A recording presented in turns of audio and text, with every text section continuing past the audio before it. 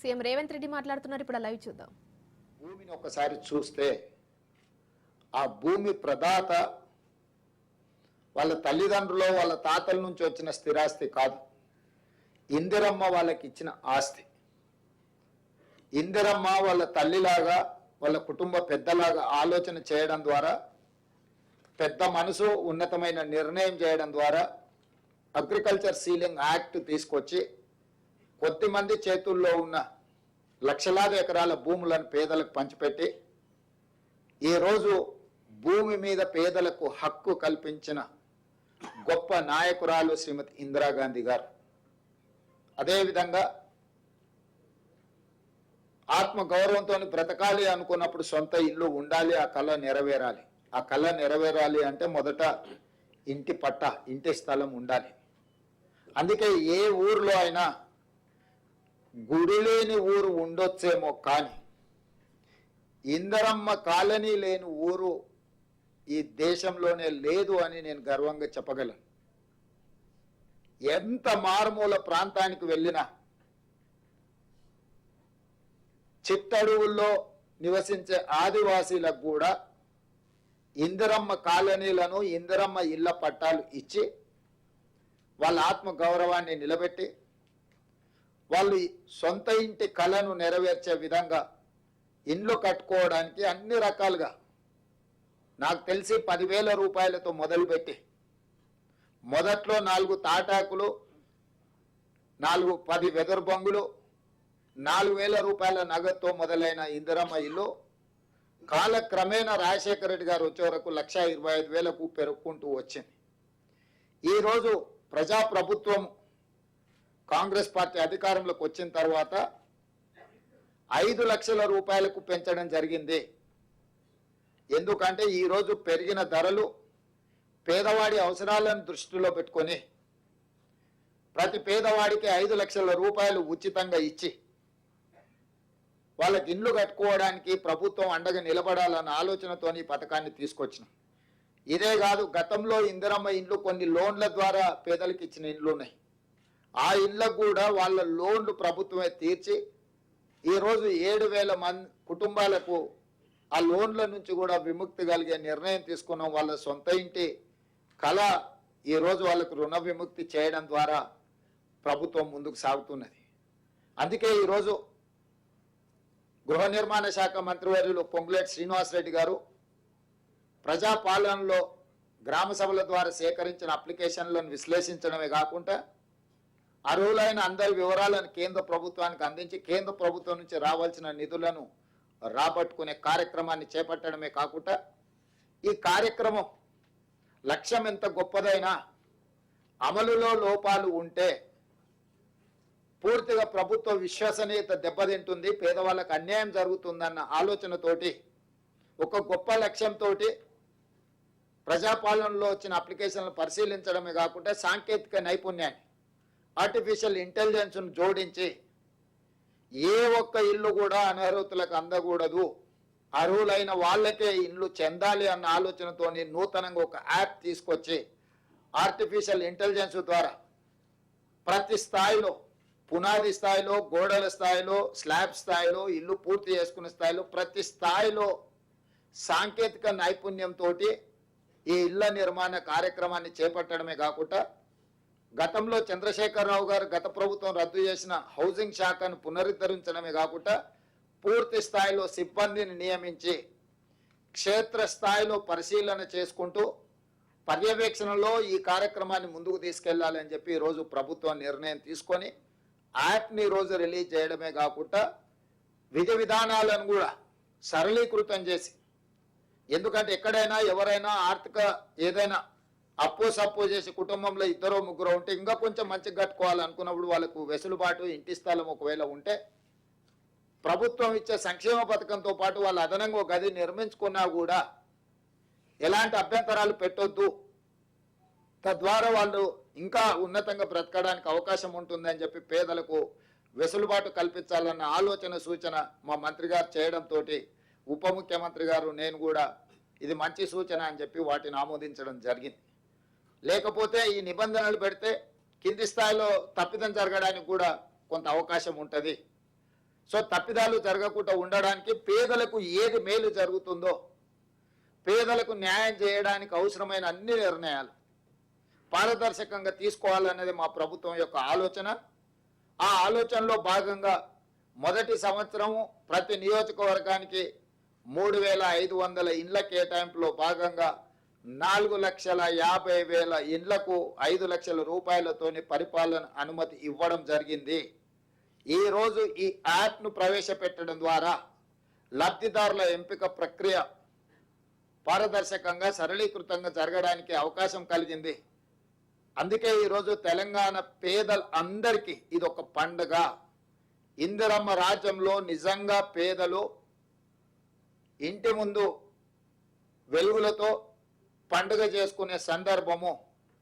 పెద్దలు అందుకే అన్నారు, ఇల్లు కట్టి చూడు పెళ్లి చేసి చూడు అని. ఇల్లు కట్టించే బాధ్యత మేము తీసుకుంటాము. ఇంట్లో యుక్త వయస్కు పెళ్లికి వచ్చిన వాళ్ళ బాధ్యతను పెళ్లి చేసి ఆ కుటుంబ సభ్యులు తీసుకోవచ్చు. ఎందుకంటే ఈ ఇల్లు కట్టుకొని ఆత్మగౌరవంతో వారి ఇంటి ముందే వాళ్ళ పండుగ కార్యక్రమాలను చేపట్టుకోవడానికి ఇది అవకాశం ఇస్తుంది. అదేవిధంగా ఈరోజు మీరు అనుకోవచ్చు, లబ్ధిదారులు చాలా మంది ఉన్నారు, ఏ రకంగా ఎంపిక చేస్తారు? అత్యంత నిరుపేదలు మొదటి ప్రాధాన్యత. అత్యంత నిరుపేదల్లో దళితులు, గిరిజనులు, ఆదివాసీలు, వ్యవసాయ కూలీలు, పారిశుద్ధ్య కార్మికులు, దివ్యాంగులు, ట్రాన్స్జెండర్లు, నిరుపేదలే చాలా మంది ఉన్నప్పుడు ఇందులో ప్రాధాన్యత దళితులు, గిరిజనులు, ఆదివాసీలు, వ్యవసాయ కూలీలు, పారిశుద్ధ్య కార్మికులు, దివ్యాంగులు, ట్రాన్స్జెండర్, వీళ్ళకి మొదటి ప్రాధాన్యత ఇవ్వడం జరుగుతుంది వరుస క్రమంలో. ఎందుకంటే ఒక ప్రాధాన్యత అంటూ లేకపోతే రాజకీయ పైరవీలకు ఒత్తిడికి అవకాశం ఉంటుంది. ఈ ప్రాధాన్యత క్రమంలో వీళ్ళకి కేటాయించడం జరుగుతుంది. ఇదే కాకుండా ఐటీడీఏ ప్రాంతాలు, ఆదివాసీలు నివసించే ప్రాంతంలో ఆనాడు ఎప్పుడో ఇందిరమ్మ సమయంలో లేదా ఎన్టీఆర్ సమయంలో లేదా రాజశేఖర రెడ్డి గారి సమయంలో ఇచ్చిన కొద్దిపాటి ఇల్లే ఆదివాసీలకు వచ్చినాయి. నేను ఆదిలాబాద్ ప్రాంతంలో గూడాలకు నేను వెళ్ళొచ్చిన. ఆదివాసీ గూడాల్లో నేను స్వయంగా పరిశీలించిన. మా పట్టి విక్రమార్క గారు ఆదిలాబాద్ నుంచి ఖమ్మం వరకు పాదయాత్ర చేసినప్పుడు ఆదివాసీలు వచ్చి నిజమైన అర్హులము, ఇందిరమ్మ రాజ్యంలో లబ్ధి పొందాల్సింది మేము, అడవులలో ఆది మానవులలాగా ఇంకా ఎంతకాలం బ్రతకాలి, మా పట్ల మీరు కనికరం చూపించాలి, ఇందిరమ్మ ఉంటే మాకు బాధ తప్పేది, కానీ ఇందిరమ్మ వారసులుగా ఈరోజు మీరు పరిపాలనలోకి వస్తామంటున్నారు, మీరు మీ బాధ్యత నెరవేర్చండి అని చెప్పి ఆదివాసీలు, ఆదివాసీ సంఘాలకు సంబంధించిన వాళ్ళు మాకు గుర్తు చేయడం జరిగింది. అందుకే ఈ వేదిక మీద నుంచి ఐటీడీఏ ప్రాంతాలకు ఈ కోటాలతో సంబంధం లేకుండా అక్కడ ఉండే జనాభా ప్రాతిపదికన అదనంగా కొన్ని వేల ఇండ్లు మంజూరు చేయాలని మేము ఈరోజు అనుకున్నాం. ఐటీడీఏ ప్రాంతాలను ప్రత్యేకంగా మేము పరిశీలిస్తాము, వాటిని ప్రత్యేకంగా తీసుకుంటాము. ఏంటంటే నిజమైన లబ్ధిదారులు తెలంగాణ మూల పురుషులు, ఈ ప్రాంతానికి ఈ ప్రాంత మట్టి మనుషులు వాళ్ళే. ప్రభుత్వ సంక్షేమ పథకం వాళ్ళకి చేరినప్పుడే మా లక్ష్యం నెరవేరినట్టు. అందుకే ఈరోజు సీతక్క గారు పదే నా దృష్టికి ఈ ఆదివాసులకు సంబంధించి ప్రత్యేకంగా ఇండ్లు ఇవ్వాలి అని చెప్పి వారు విజ్ఞప్తి చేయడం జరిగింది. అందుకే ఈరోజు మా మంత్రివర్గ సహచరుల అనుమతితోని ఆదివాసీలకు ప్రత్యేక కోట, ప్రతి నియోజకవర్గానికి 3,500 ఇండ్ల కోట కాకుండా అదనంగా ఆదివాసీ ప్రాంతాలు, ఐటీడీఏ ప్రాంతాలు ఏవైతే ఉన్నాయో ఆయా ప్రాంతాల జనాభాను దృష్టిలో పెట్టుకొని వాళ్ళ కోసం ఒక ప్రత్యేక ప్యాకేజ్ కేటాయించడం ద్వారా, ఫర్ ఎగ్జాంపుల్ అచ్చంపేటలో చెంచులు ఉన్నారు, నల్లమల్ల అడవుల్లో ఉండే చెంచులను ఏ రోజు వాళ్ళకు న్యాయం చేద్దామన్న ఆలోచన గత 10 సంవత్సరాలు చంద్రశేఖరరావు గారి ప్రభుత్వం చేయలే. వాళ్ళని మనుషులలాగా గుర్తించడానికి కూడా ఆ ప్రభుత్వం ముందుకు రాలే. మరి అలాంటి వాళ్లకు న్యాయం చేయాలి, అలాంటి వాళ్లకు ఇందిరమ్మ రాజ్యంలో మేలు జరగాలి అన్న ఆలోచనతోటి గోండులు, ఆదివాసులు ఆదిలాబాద్ జిల్లాలో మీకు తెలుసు ఇంద్రవెల్లి కాల్పుల్లో చనిపోయిన కుటుంబాలకు నేనే స్వయంగా అక్కడికి వెళ్ళి వాళ్ళకందరికీ ఇందిరమ్మ ఇళ్ల పట్టాలు ఇచ్చి వాళ్ళకు నిధులు ఇచ్చినము. ప్రత్యేకంగా వాళ్ళ గూడాలను అభివృద్ధి చేయడానికి ఆ రోజు మాట ఇచ్చొచ్చినము. అది ఖమ్మం భద్రాచలం కావచ్చు, లేదా ఉట్నూరు ప్రాంతం కావచ్చు, ఎన్ని ఐటీడీఏ ప్రాంతాలు ఉన్నాయో ఐటీడీఏ ప్రాంతాలను ప్రత్యేకంగా ప్రభుత్వము పరిగణిస్తుంది. వాళ్ళకు మేలు చెయ్యడానికి ఆ పేదలకు ప్రత్యేకమైన ప్యాకేజ్ ఇవ్వడం ద్వారా మొట్టమొదట వాళ్ళ ఆత్మవిశ్వాసంతో బ్రతికే విధంగా ఈ ప్రభుత్వం మా కోసమే ఉన్నది, ఈ ప్రభుత్వం మా ప్రభుత్వం అని ఆదివాసీలు భావించే విధంగా వారికి ప్రత్యేకంగా నిధులను విడుదల చేస్తాం, లబ్ధిదారులను ఎంపిక చేస్తామని చెప్పి కూడా నేను ఈ సందర్భంగా స్పష్టంగా చెప్పదలుచుకున్నాను.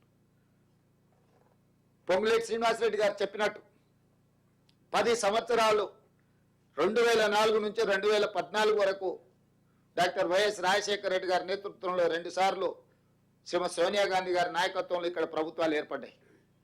10 సంవత్సరాలు చంద్రశేఖరరావు గారు ముఖ్యమంత్రిగా కొనసాగిండ్రు. నేను ఈరోజు సూటిగా వాళ్ళని ప్రశ్నించడమే కాదు ప్రజలకు వివరించదలుచుకున్నా. 2004 నుంచి 2014 వరకు కాంగ్రెస్ పార్టీ అధికారంలో ఉన్నప్పుడు పేదలకు 25,04,000 ఇందిరమ్మ ఇండ్ల పంపకాలు తెలంగాణ రాష్ట్రంలో ఇవ్వడం జరిగింది.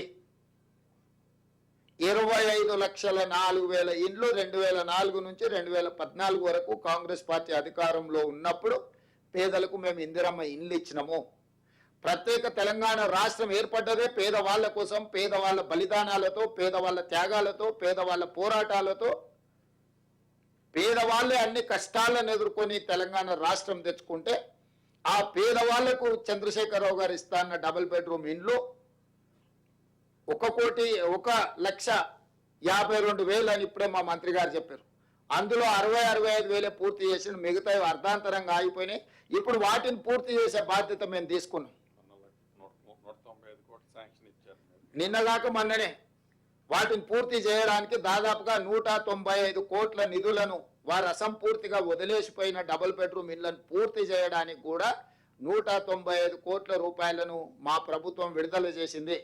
వారు మేమే కట్టినాం, మీరు మూసీ నదిలో పేదలకు ఇస్తున్నాయి మేమే అని మీరు అర్ధాంతరంగా అక్కడ వదిలేసి పోయినరు. 10 సంవత్సరాలు ఏ రోజు కూడా మీరు వాటి మీద దృష్టి పెట్టలేదు.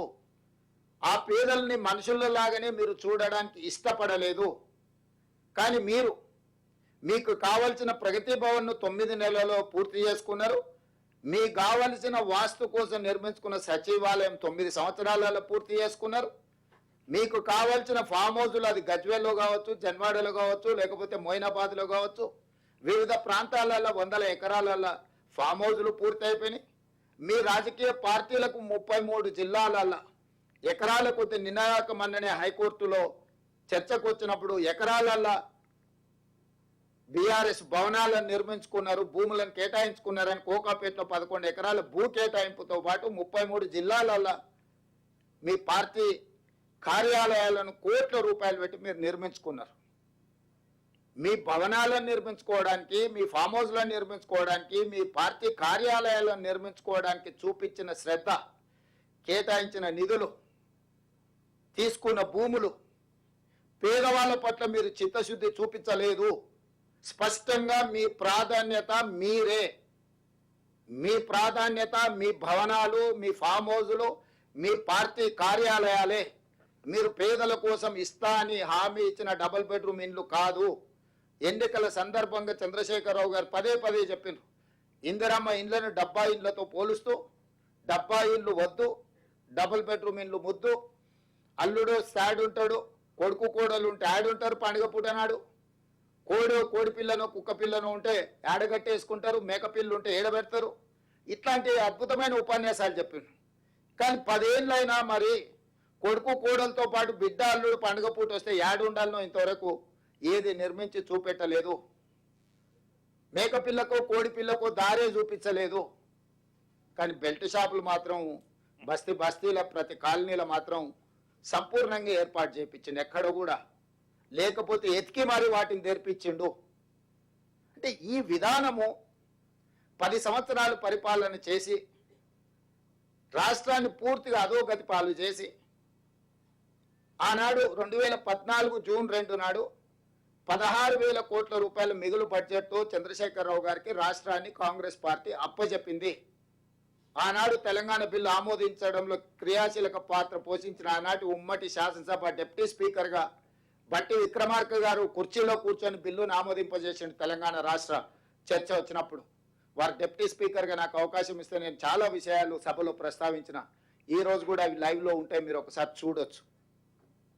సో ఆనాడు కేశవరావు గారు కానీ వీళ్ళందరూ ఒక సామాజిక బాధ్యతగా